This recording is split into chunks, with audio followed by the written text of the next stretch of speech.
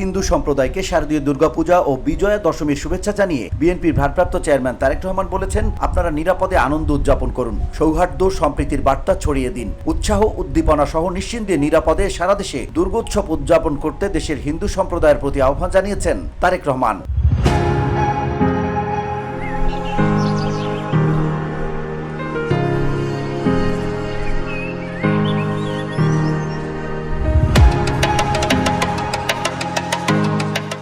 শারদীয় দুর্গাপূজা ও বিজয়া দশমী উপলক্ষে দেয়া বুধবার এক বাণীতে হিন্দু সম্প্রদায় এবং ধর্মবর্ণ নির্বিশেষে সংশ্লিষ্ট সবাইকে তার এবং বাংলাদেশের গণতন্ত্রকামী মানুষের দল বিএনপির পক্ষ থেকে শুভেচ্ছা জানিয়ে বলেন, আপনারা নিরাপদে আনন্দ উদযাপন করুন, সৌহার্দ্য সম্প্রীতির বার্তা ছড়িয়ে দিন। আমি ও আমার দল বিএনপি বিশ্বাস করে ধর্ম যার যার, রাষ্ট্র সবার, ধর্ম যার যার, নিরাপত্তা পাবার অধিকার সবার।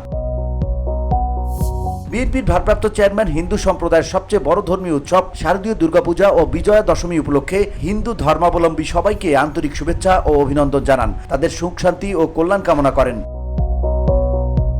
তারেক রহমান বলেন, আবহমান কাল ধরে দেশের বিভিন্ন ধর্মাবলম্বী মানুষ, প্রতিটি গোষ্ঠী, গোত্র সম্প্রদায় ব্যাপক উৎসাহ উদ্দীপনার সঙ্গে যার যার ধর্ম পালন করে আসছে।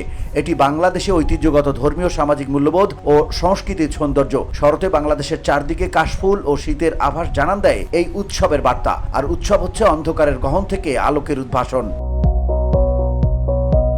তারেক রহমান আরও বলেন, একজন বাংলাদেশী হিসেবে আমি মনে করি উৎসবের ভেতর দিয়েই প্রস্ফুটিত হয়ে ওঠে আমাদের বিভিন্ন ধর্মগোত্র সম্প্রদায়ের মধ্যকার পারস্পরিক বন্ধুত্ব, সম্প্রীতি, সৌহার্দ্য ও ভ্রাতৃত্ব। আমাদের রাষ্ট্র ও সংবিধানে দলমত, ধর্মবর্ণ নির্বিশেষে বিশ্বাসী, অবিশ্বাসী ও সংশয়বাদী প্রতিটি মানুষের নিরাপত্তা বিধানের নিশ্চয়তা দেওয়া হয়েছে। সুতরাং বাংলাদেশের প্রতিটি নাগরিকের নিরাপত্তা বিধান করা রাষ্ট্রের দায়িত্ব। VOD Bangla news desk.